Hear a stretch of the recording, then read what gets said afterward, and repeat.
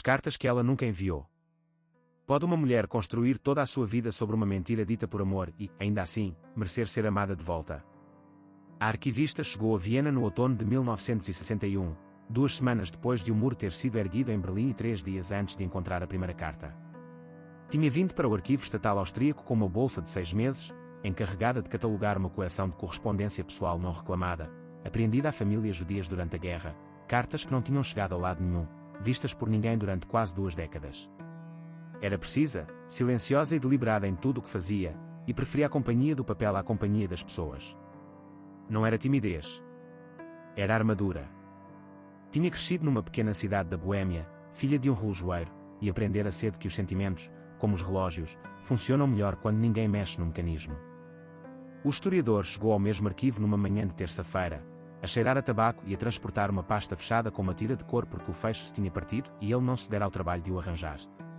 Era austríaco de nascimento, professor na Universidade de Graz, especializado em pessoas deslocadas e migração em tempo de guerra, e era profundamente, inconvenientemente encantador da forma como os homens o são quando não sabem que o estão a ser. Pôs a sua pasta partida sobre a mesa em frente à dela e disse, sem preâmbulos, que ela estava sentada na sua cadeira habitual. Ela mudou-se. Não porque ele tivesse pedido, mas porque estava demasiado surpreendida para discutir.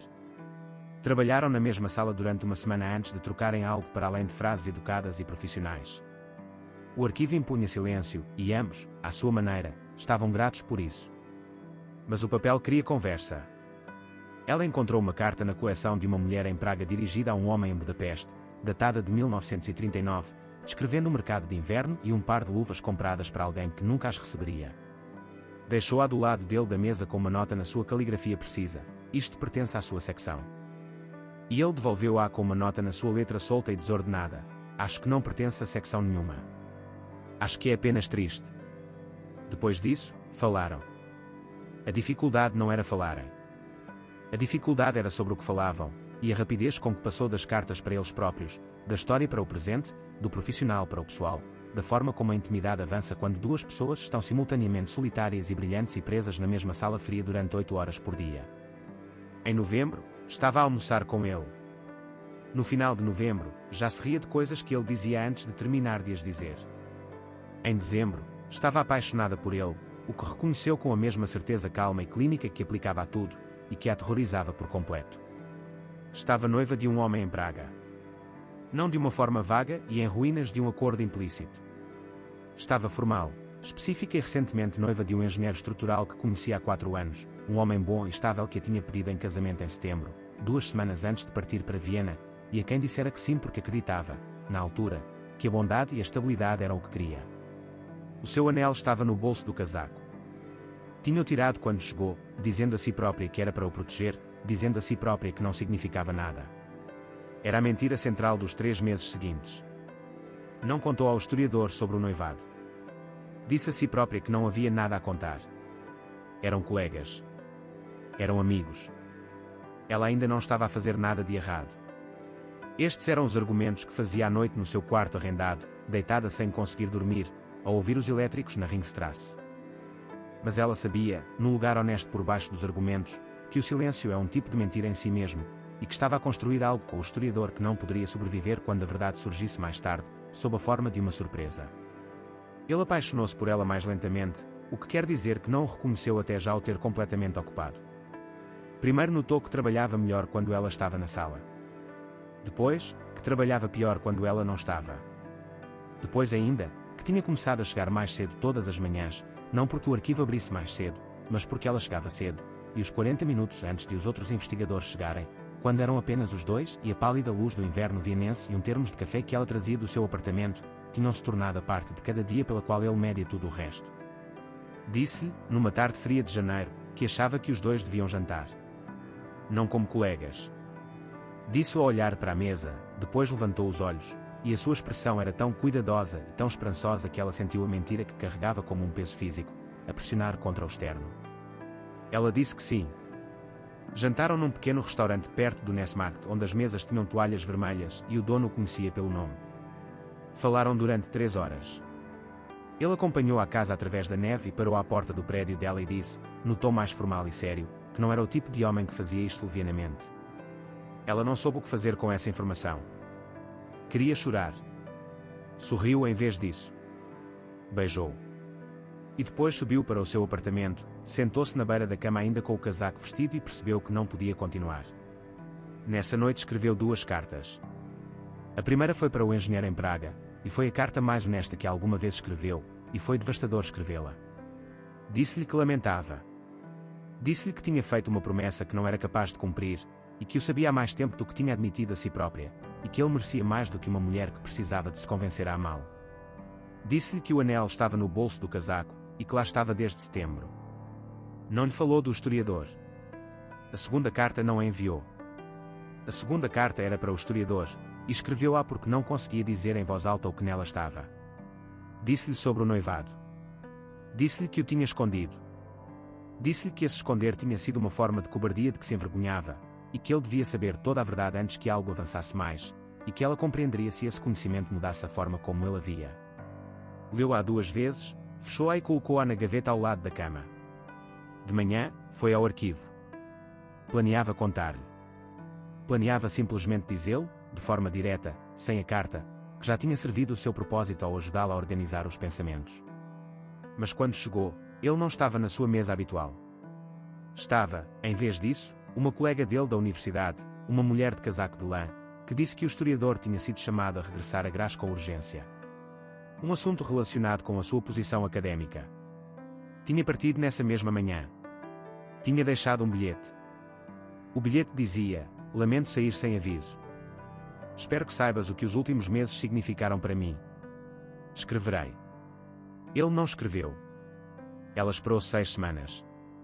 Disse a si própria que ele se tinha ocupado, que a vida académica era verdadeiramente absorvente, que havia uma centena de explicações comuns para o silêncio. Catalogou correspondência. Observou as palavras de outras pessoas, escritas e nunca recebidas, e pensou na carta na sua gaveta. Em março, com 2 semanas restantes da sua bolsa, pediu a um colega dele da universidade um endereço de reencaminhamento. O colega olhou para ela com uma expressão que ela não compreendeu de imediato. Ele não tinha regressado a Graz por um assunto académico. Tinha regressado porque a sua mulher estava doente. A sua mulher, de quem não tinha falado, cuja existência a arquivista desconhecia, porque ele tinha tirado a aliança em setembro, 2 semanas antes de ela chegar, e não a tinha voltado a pôr. Ela sentou-se num café durante 4 horas depois de saber isto e não pediu nada. Compreendeu, com uma clareza quase física, o que tinha sido para ele e o que ele tinha sido para ela. 2 pessoas que tinham entrado no mesmo arquivo carregando o mesmo peso oculto e que tinham encontrado no outro não uma solução, mas um espelho. Esse reconhecimento não a deixou zangada. Fê-la sofrer. Pelas cartas no arquivo que nunca chegaram, pelas pessoas que quase tinham sido, pelos 3 meses que agora tinham de ser reorganizados, recatalogados, colocados num ficheiro diferente. Voltou para Praga em abril.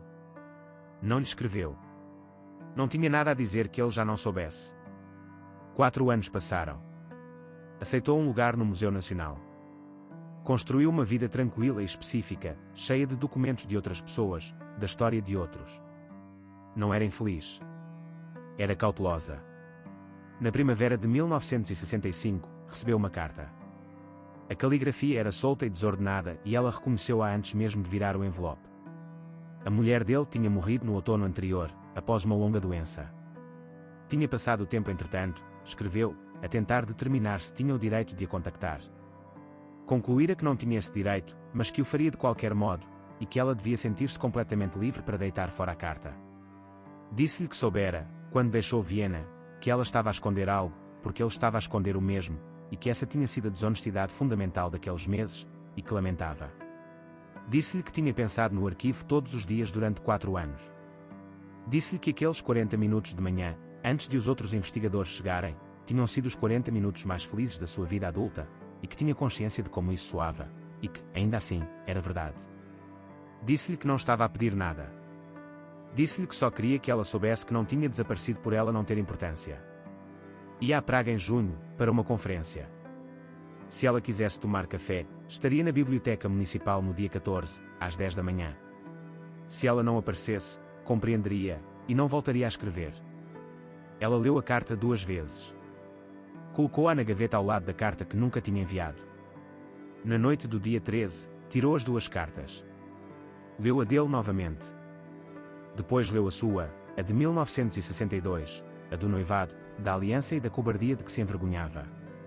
Dobrou-as juntas. Às 10 horas da manhã do dia 14 de junho, entrou na sala de leitura da Biblioteca Municipal de Praga e viu de pé junto à janela, com um casaco ligeiramente grande demais para ele, segurando uma pasta ainda fechada com uma correia de cor porque o fecho nunca tinha sido arranjado. Colocou as duas cartas sobre a mesa à frente dele e sentou-se. Ele leu-as, leu primeiro a dela, devagar, e o rosto dele passou por várias expressões para as quais ela não tinha nome. Depois leu a sua própria, que leu mais rapidamente, com o que ela pensou ser reconhecimento. Quando terminou, pousou-as sobre a mesa e olhou para ela durante muito tempo. Depois disse, muito baixinho, que tinham sido idiotas. Ela disse que concordava. Ele disse que tinha reparado o fecho da sua pasta 2 vezes e que continuava a partir-se, e que começara a sentir que aquilo era uma característica da pasta que simplesmente tinha de aceitar. Ela disse que podia dar uma vista de olhos, se ele quisesse. O pai dela tinha sido relojoeiro. Ela era razoavelmente boa com mecanismos pequenos. Ele fez deslizar a pasta sobre a mesa. Ela reparou o fecho em 4 minutos com um gancho de cabelo e a unha do polegar, trabalhando com a mesma precisão silenciosa e deliberada que aplicava a tudo, enquanto ele a observava com uma expressão nada complicada. Saíram juntos da biblioteca. Caminharam ao longo do rio. A certa altura, a mão dele encontrou a dela, e nenhum dos dois o mencionou, porque já não havia nada a esconder, e porque algumas coisas, quando chegam na forma certa, não precisam de explicação. Não eram jovens. Ambos tinham cometido erros graves. Ambos tinham contado mentiras por medo e mantido silêncios que lhes custaram anos. Mas as cartas tinham finalmente chegado, e ambos sabiam que este tipo de certeza não precisa de ser testado mais. Ele ficou em Praga durante 3 semanas. Mudou-se para lá na primavera seguinte, para um lugar na Universidade de Carolina, e casaram-se numa pequena cerimónia no outono, na sala de audiências do mesmo edifício municipal onde ela trabalhava. A arquivista usava um vestido da cor da luz de inverno. O historiador tinha finalmente substituído a correia da sua pasta. Ela guardou ambas as cartas numa caixa de madeira sobre a sua secretária durante o resto da vida, a que tinha escrito e nunca enviara, e a que tinha recebido e à qual respondeu simplesmente atravessando uma porta. Catalogou-as, como catalogava tudo, com uma etiqueta na sua caligrafia precisa. A etiqueta dizia, correspondência, entregue tardiamente. Arquivado em, prova.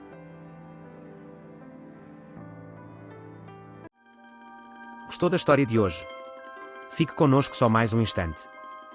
Diga-nos nos comentários, de que cidade está a ver este vídeo. Esta mensagem tocou.